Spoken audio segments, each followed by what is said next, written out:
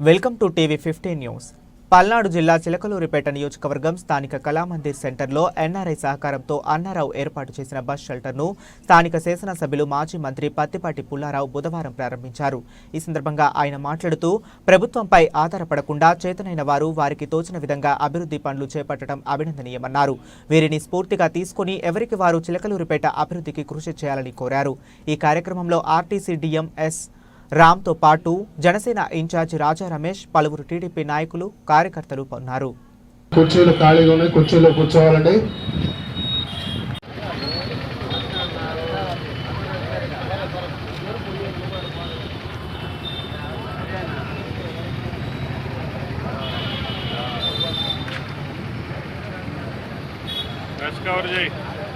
చేయాలి కాబట్టి త్వరగా రహీం వీలైనంత త్వరగా మీరు ప్లేసెస్ నాకు ఐడెంటిఫై చేస్తే చూసి ఫైనల్ చేద్దాం. ఆ విధంగా బస్ షెల్టర్లు కూడా ఎన్ని పెడుతున్నాం మనం? 5 బస్ షెల్టర్లు.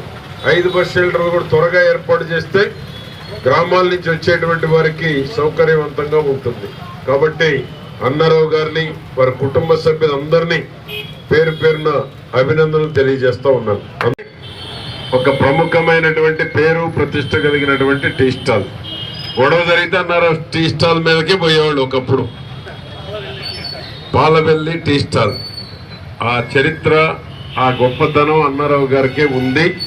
వారి పెద్దమ్మాయను, పెద్ద కూతురు అల్లుడు హిమబిందు మహేష్ చిన్న అమెరికాలో ఉంటూ కూడా బస్ షెల్టర్లో ఉన్నటువంటి కింద ఫౌండేషన్, బెంచెస్, ఎందుకంటే ప్రయాణికుల సౌకర్యార్థం బస్ షెల్టర్ ఏమో మున్సిపాలిటీ వాళ్ళు ఏర్పాటు చేస్తే కింద ఫౌండేషన్, బెంచెస్ అన్నారావు గారి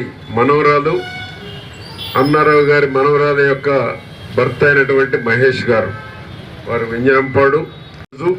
ఇది మా అన్నారావు గారికి కూడా సెంటిమెంట్ అన్నమాట. ఒక మంచి చర్చి కూడా నిర్మాణం చేశారు గుదేవారి పదంలో స్వతహాగా. అటువంటి దైవభక్తి కలిగినటువంటి ప్రభు మార్గంలో నడిచేటువంటి అన్నారావు గారి మంచి ఆలోచనలు అనేక మంది ప్రయాణికులకి ఇది ఉపయోగపడుతుంది. ఇదే కాదు, చిలకలూరుపేటలో ఫుడ్ స్ట్రీట్ కూడా పెడదాం అనుకుంటున్నాం. ఎక్కడ పెడితే బాగుంటుంది అనేది కూడా ఆలోచన చేస్తున్నాం. జనవరిలో ఫుడ్ స్ట్రీట్ కూడా పెట్టి అన్ని టౌన్స్లో పెడుతున్నారు ఫుడ్ స్ట్రీట్. మన చిలకలూరుపేటలో కూడా ఎక్కడ బాగా విశాలంగా ఉందో చూసి ఫుడ్ స్ట్రీట్ వీలైనంత త్వరగా కళామందిర్ ఈ సెంటర్, మన కేబీ రోడ్డ ఎక్కడ బాగా విశాలంగా ఉందో చూడండి. జనవరిలో ఓపెన్ చేయాలి మనం ఫుడ్ స్ట్రీట్. అన్ని రకాల ఫుడ్ ఒకే ప్లేస్లో దొరికేటువంటి విధంగా. ఇప్పుడు విజయవాడలో పెట్టారు, బ్రహ్మాండంగా నడుస్తుంది.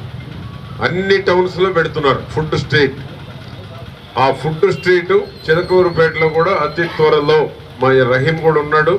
వీలైనంత త్వరగా పోలీసు మీరు చూసి 2-3 ప్లేసులు నాకు చూపిస్తే ఎక్కడ పెడితే బాగుంటుంది అనేది చూసి ఫైనలైజ్ చేద్దాం. జనవరిలో స్టార్ట్ చేయాలి.